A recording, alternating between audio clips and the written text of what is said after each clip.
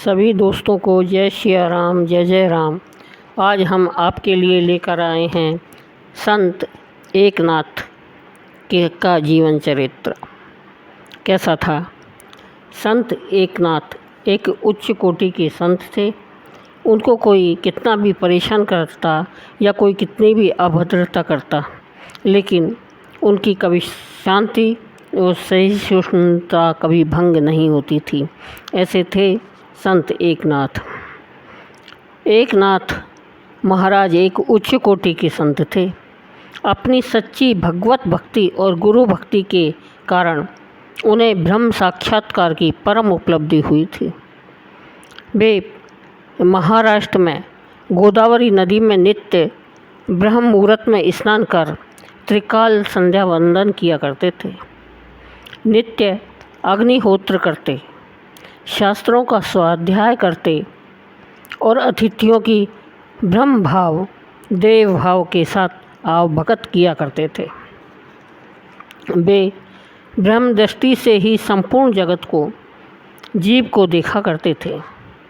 वे निराकार ब्रह्म को संपूर्ण रूप में समस्त विश्व ब्रह्मांड व समस्त भूतों के रूप में देखा करते थे।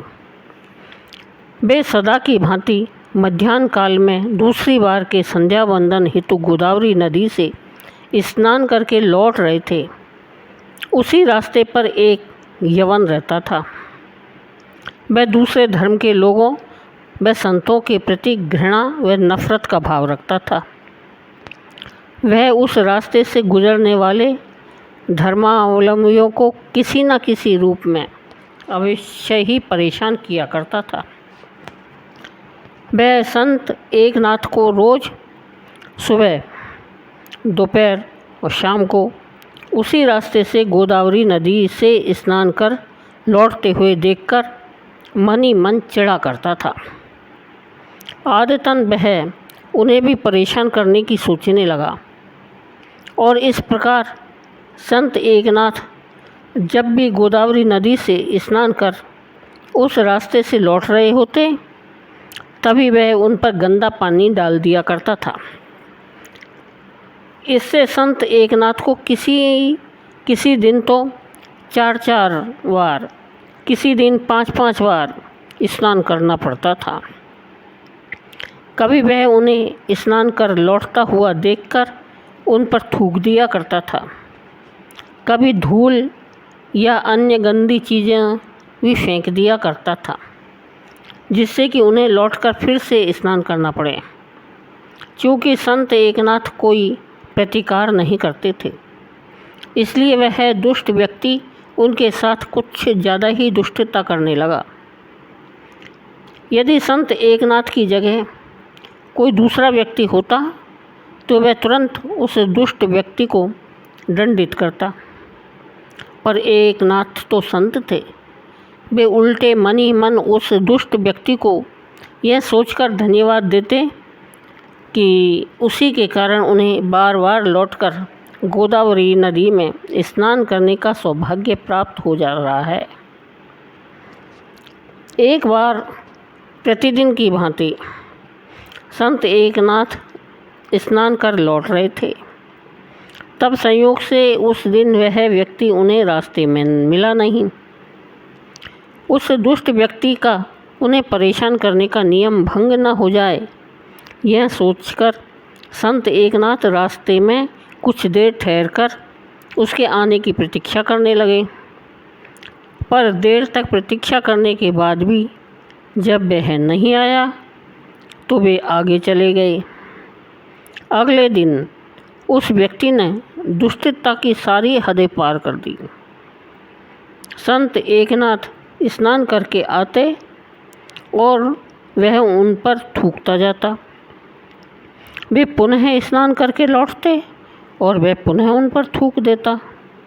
इस प्रकार उसने उस दिन 108 बार उन पर थूका और वे उतनी ही बार वहाँ से दोबारा लौट कर गोदावरी स्नान करते रहे।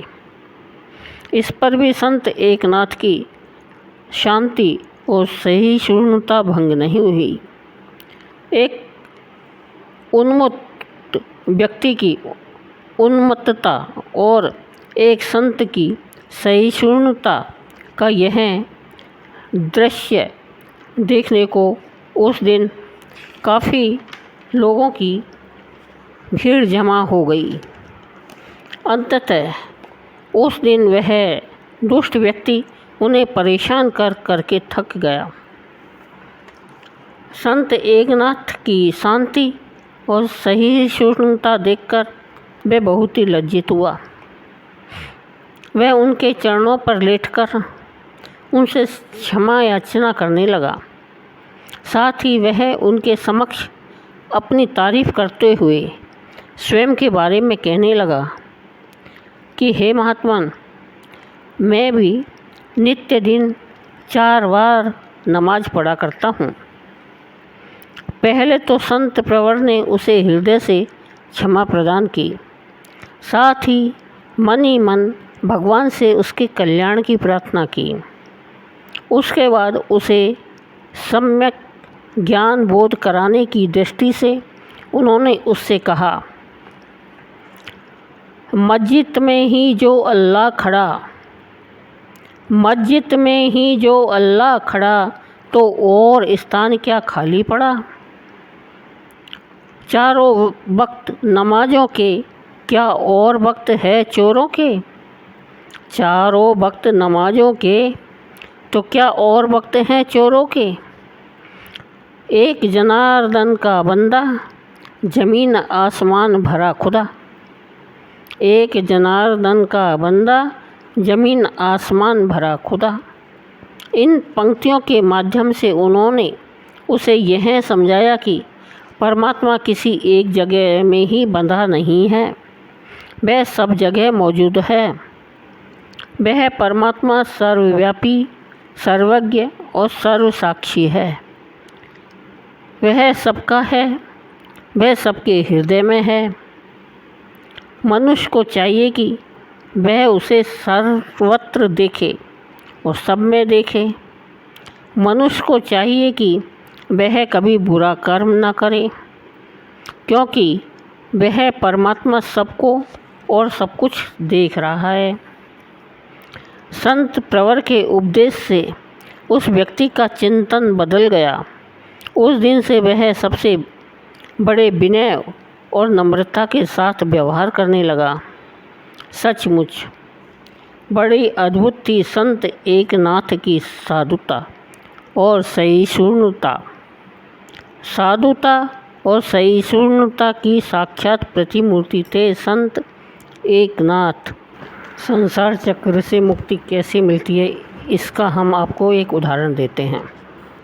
राजा ने अपने एक बुद्धिमान मंत्री से प्रश्न किया कि वह कौन सा मार्ग है जो मनुष्य को संसार के चक्र से मुक्त कर देता है। मंत्री ने उत्तर दिया, महाराज, शास्त्रों में कहा गया है कि सत्य स्वर्गस्य सोपानम पारावारस्य नौरिव, अर्थात सत्य ही वह आश्रम है, सत्य ही वह आश्रय है जो मनुष्य को संसार सागर से तारकर स्वर्ग तक पहुंचा देता है। यदि मनुष्य मात्र सत्य का सहारा ले ले तो सत्य बदन में इतनी सामर्थ्य है कि वह मनुष्य को संसार रूपी इस भवसागर से पार करा सकता है।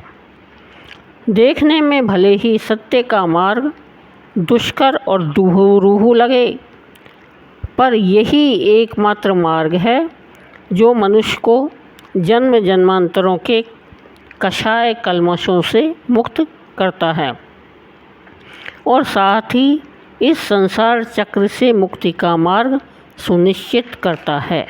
मनुष्य अगर शुभ कर्म करता है, अच्छे कर्म करता है, तो ही उसको मुक्ति मिलती है। इसका हम आपको एक उदाहरण बताते हैं। एक पुत्र अपने पिता की मृत्यु होने पर एक व्यक्ति उनकी अस्थियों का कलश लेकर एक संत के पास पहुंचा और उनसे प्रार्थना करने लगा, यदि वे कोई विशिष्ट अनुष्ठान कर दे तो उसके पिता को उच्च लोकों की प्राप्ति हो जाए। संत बोले, ऐसा करो कि तुम एक कलश में घी और पत्थर भरकर ले आओ और उसे पानी में डुबोकर फोड़ डालो।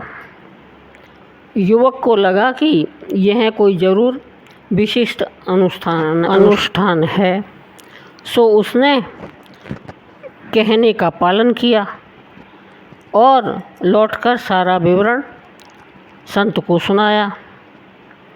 संत ने उससे पूछा, घी और पत्थर का क्या हुआ? वह युवक बोला, महाराज, घी तो तैरने लगा और पत्थर डूब गए। यह सुनकर संत बोले, तो अब ऐसा करो कि किसी पुरोहित से ऐसा मंत्र पढ़ने को कहो जिससे घी डूब जाए और पत्थर ऊपर आ जाए। युवक बोला, महाराज, क्यों मजाक करते हो? भला ऐसा कैसे संभव है?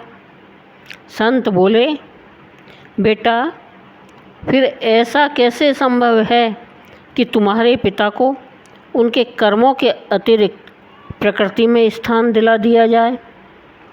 यदि उन्होंने जीवन में शुभ कर्म किए होंगे तो वे बिना किसी अनुष्ठान के श्रेष्ठ स्थान को प्राप्त करेंगे, और यदि अशुभ कर्म किए होंगे तो सृष्टि की कोई शक्ति उन्हें उच्च लोक में आरूढ़ नहीं कर सकती।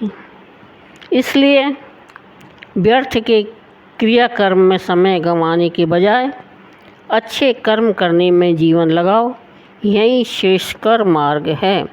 इससे हमको यही शिक्षा मिलती है कि हमको हमेशा श्रेष्ठ कर्म करने चाहिए, शुभ कर्म करने चाहिए।